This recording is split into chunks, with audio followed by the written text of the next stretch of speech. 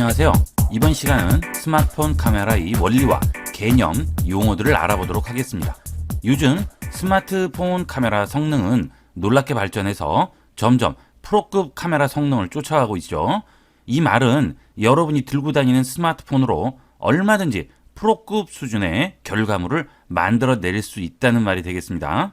하지만 디지털 사진의 기본 개념이 없이 찍는다면 어쩌다가 한두 장 건지는 수준에서 벗어나지 못할 겁니다.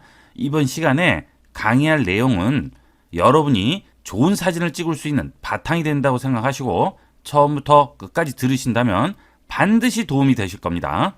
너무 깊이 들어가지도 않고요. 사진 찍는데 꼭 필요한 상식을 알기 쉽게 정리해서 알려드릴 예정이니 딱 1, 20분만 투자하셔서 스마트폰 사진의 기본 개념을 완벽하게 세우시길 바랍니다. 우선 실제 야외에 나가서 어떤 식으로 초점을 조절을 해서 사진을 연출을 하는지 알아보고요. 그 다음 그 원리나 용어에 대해서 자세히 알아보도록 하겠습니다. 실제 초점을 어떻게 잡는지 한번 보도록 하겠습니다. 지금 현재 앞에 아무 물체도 없는 상태에서 이렇게 사진을 찍게 되면요. 자, 그러면 초점이 사방으로 다 맞죠. 자, 무한대 초점이라고 하죠. 앞뒤가 전부 맞아서 앞에도 깨끗하게, 뒤쪽도 깨끗하게 나오게 됩니다. 자, 이럴 때 앞에 어떤 물체를 하나 얹는다고 해볼게요. 자, 이렇게 해서 하나 물체를 얹었습니다. 자, 이렇게 돼버리면 초점이 자동적으로 앞으로 맞으면서 뒤쪽은 약간 흐려지게 되죠. 자, 한번 찍어 볼게요. 자, 이때 초점이 완벽하게 안 맞을 수도 있어요. 그래서 이럴 때는 앞에 물체를 한번 찍어줍니다. 그러면 더 선명하게 찍히게 되겠죠. 자, 이런 식으로 우리가 찍고자 하는 피사체를 한번 손으로 터치를 해서 초점을 잡아주셔야 됩니다. 그렇지 않으면 초점이 바로바로 전환이 안 될 경우에는 뿌옇게 나오는 수도 생겨요. 그 다음 물체가 뒤로 가요. 자, 이렇게 됐을 때는 어때요? 이게 한번 초점이 잡혔기 때문에 뒤쪽도 알아서 어느 정도 잡아주죠. 자, 이렇게 잡았을 경우 앞쪽에 물체가 또 하나 있다고 가정을 해볼게요.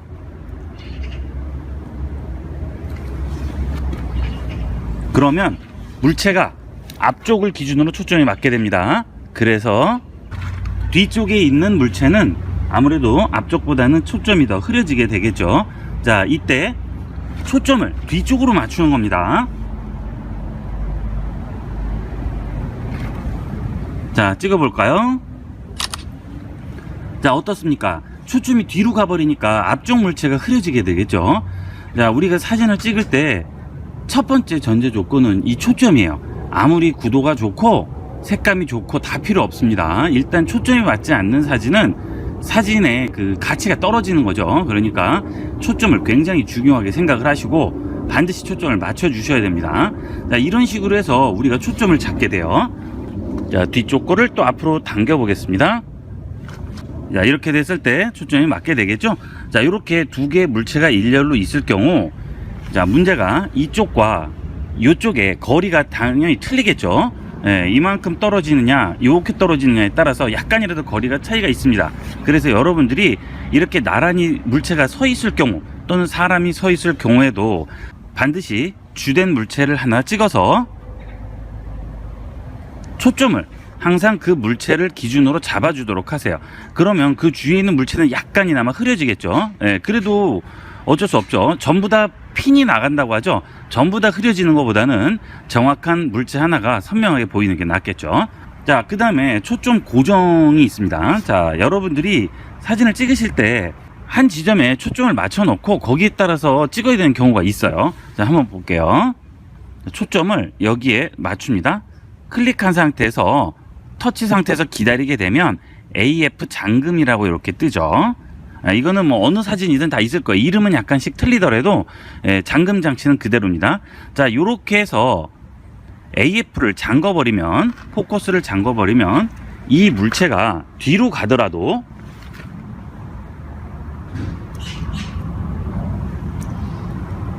초점이 앞이 기준이 돼요. 그래서 자동으로 초점이 움직여지지가 않죠. 자, 요게 AF 잠금 모드가 되겠습니다. 이 AF 잠금 모드를 활용하면 아주 재밌는 사진들을 연출해 낼 수가 있어요. 예를 들어서 물체를 앞에 두고요, 여기다가 AF 잠금을 주는 겁니다. 자, 잠금 상태를 주고요, 자, 이걸 뒤를 뺍니다. 빼면 자, 초점이 앞에 맞춰 있기 때문에 뒤쪽은 전부 흐려지게 나오겠죠. 일부러 뒤쪽을 흐려주는 거죠. 보케 효과가 되겠죠. 자, 이런 식으로 해서 우리가 초점을 잡아주고 사진을 연출하게 됩니다. 자, 이걸 가지고 풍경 사진을 어떻게 하는지도 한번 볼까요? 이런 경우가 되겠습니다. 주위에 지저분한 것들이 많아서 나는 원하는 부분만 선명하게 나오고 나머지는 좀 흐려주게 하고 싶은데, 이 상태에서는 제가 여기 부분을 아무리 이렇게 찍어도 뒤쪽이 흐려지지가 않아요. 이거는 어느 정도 거리가 일정하게 떨어져 있기 때문에 그렇죠. 이런 거는 어쩔 수가 없죠. 아무리 여기를 찍어도 안 됩니다. 자, 이럴 때는 카메라를 들고 아예 이쪽으로 가서 가깝게 있는 물체에다가 찍어요. 이렇게 해서 이런 부분을 하나를 딱 찍어서 초점을 여기에다 딱 맞추는 거예요. 고정을 시킵니다. AF 잠금 시켰죠. 자, 굉장히 가깝게 가서 찍었어요. 자, 그 다음 여기다 놓게 되면, 자, 어때요? 완전히 흐려져 버리죠, 이 뒤쪽이. 그리고 이쪽은 선명하게 나오죠. 자, 이런 식으로 해서 우리가 원하는 부분만 선명하게 나오게 하고 나머지는 뿌옇게 흐려지는 이런 보케 효과를 줄 수가 있습니다.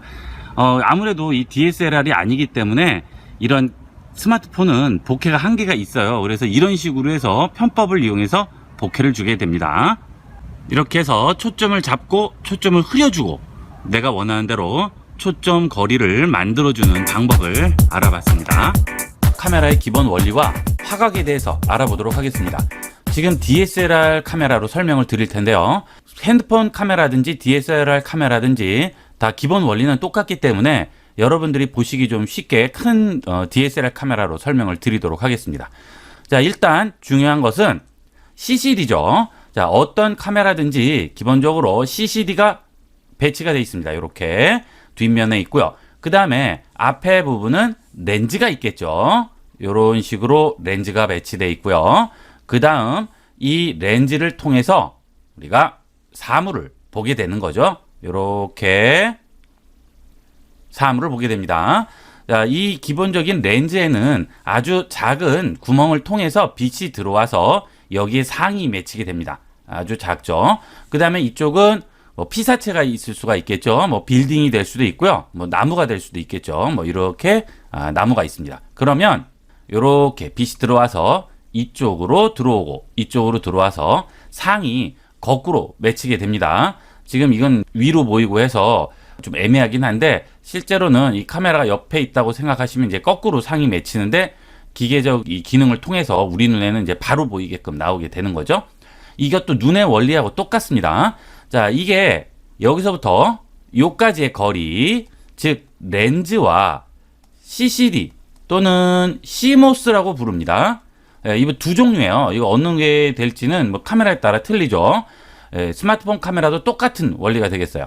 자, 여기 두 가지의 거리가 50mm, 요게 바로 표준 렌즈라고 부릅니다. 표준 렌즈. 그래서 이런 DSLR 카메라를 살 때 표준 렌즈가 포함이다 그러면 50mm 렌즈라고 보시면 되겠어요. 물론 스마트폰은 어때요? 굉장히 얇죠. 공간을 이렇게 둘 수가 없잖아요. 그래서 아주 좁은 초점 거리를 갖습니다. 하지만 이제 이것을 DSLR 카메라하고 또 틀리게 환산해서 또 쓰게 돼요. 어쨌든 기본 원리는 마찬가지예요. 자, 그래서 요거보다 더 넓어요, 거리가. 그러면 망원이 되는 거고요. 요거보다 더 좁아요. 그러면 광각이 되는 거죠. 광각. 자, 두 가지 차이가 되겠습니다. 그래서 표준을 기준으로 거리가 멀면 망원이 되고 가까우면 광각이 되겠죠. 렌즈가 이렇게 세 개가 있다고 가정을 해볼게요.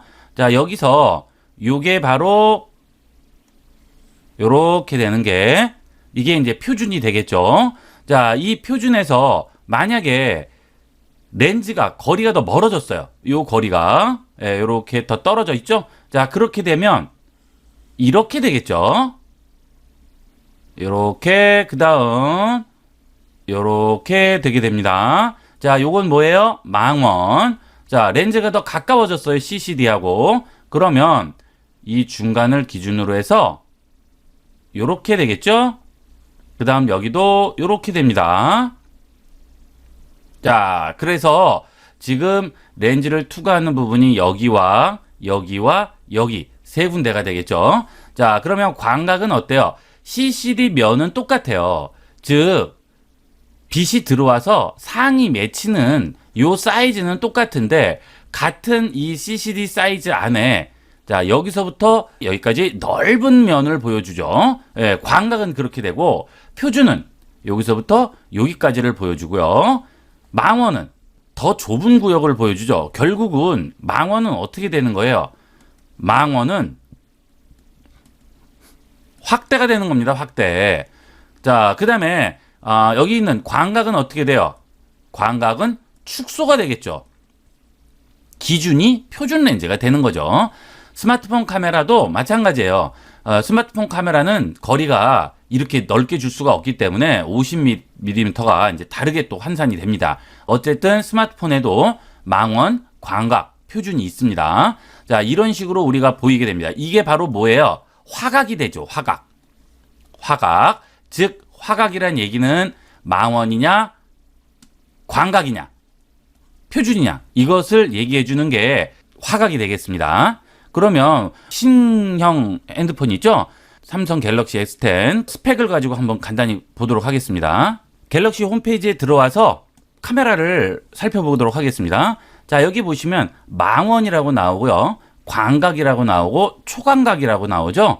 자, 이건 뭐예요? 망원은 거리가 아까 같이 멀리 떨어져서 멀리 있는 것도 보이고 가까이 있는 것은 확대가 돼서 보이게 되고 광각은 더 넓은 구역을 보여주게 되겠죠. 초광각은 아주 넓은 구역을 보여주게 됩니다. 이거에 따라서 보통 풍경을 쓸 때는 광각, 초광각 이런 걸 쓰고 사람을 찍을 때는 보통 이제 망원을 이용을 하게 되겠습니다.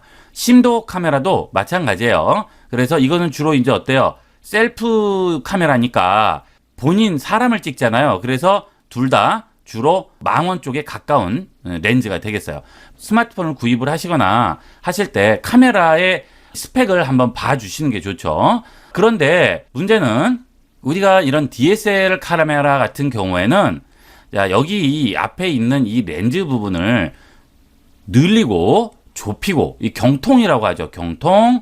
자, 이것을 늘리고 줄이고 해서 망원과 그 다음에 광각을 왔다 갔다 할 수가 있어요. 최소한 표준 정도까지는 계속 왔다 갔다 할 수가 있어요. 이걸로 당겨서. 하지만 스마트폰 카메라는 어때요? 그게 안 되죠. 예, 이 너무 두께가 얇기 때문에 이 거리가 나올 수가 없기 때문에 스마트폰 카메라는 이걸 할 수가 없죠. 그래서 어떤 방법을 이용을 합니까? 카메라를 여러 개를 다는 거예요. 그래서 이런 핸드폰 카메라를 보면 렌즈가 자꾸 여러 개를 붙이는 이유가 뭐냐면 바로 광각, 초광각, 망원을 다 따로 놓는 거죠. 그래서 멀리 있는 걸 찍을 때는 이 카메라로 찍고 가까운 것을 찍어서 넓게 찍을 때는 이런 것들을 찍게 됩니다. 자, 이게 바로 광각, 초광각, 망원을 한꺼번에 놓는 게 되겠어요. 그래서 요즘 핸드폰들 보면 카메라가 막 2개씩, 3개씩, 4개씩 붙어 있는 것도 있고 여러 가지죠. 다 전부 이런 이유 때문에 그렇습니다. 그 다음 렌즈의 밝기가 있겠습니다. 이 렌즈의 밝기는 렌즈에 따라서 틀려요. 기본으로 이제 뭐 1을 잡고요. 1보다 점점 수치가 올라갈수록 어두워진다고 생각하면 됩니다. 그래서 뭐 3.0, 4.0 이렇게 올라가죠. 이러면 이제 점점 어두워져요. 그 얘기는 뭐냐면 우리는 어두운 곳에서도 사물을 다 판단을 할 수 있고 볼 수 있어요. 그죠? 근데 카메라는 사람 눈같이 그렇게 정교하지는 않기 때문에 이렇게 어두운 렌즈일 경우에는 어두울 때는 보이지가 않는 겁니다. 그래서 ISO라는 걸 올려서 억지로 밝기를 올리죠. 빛을 좀 더 많이 받아들이게끔. 그래서 ISO 수치가 높으면 높을수록 어두운 데서도 찍을 수 있는데 노이즈가 많이 생기게 되겠죠. 근데 우리는 눈으로 볼 때 노이즈 같은 건 안 생기잖아요. 그죠? 사람 눈은 훨씬 정교하기 때문에 그렇습니다. 자, 그래서 1에 점점 가까워서 또 1 이하도 있어요. 1로 점점 가까울수록 사람 눈같이 이렇게 밝게 보이는 겁니다. 그래서 이 스마트폰 카메라에도 보면 밝기가 전부 다 써 있어요. 자, 그것도 한번 볼까요? 자, 여기 S10 설명 나온 거 보면요.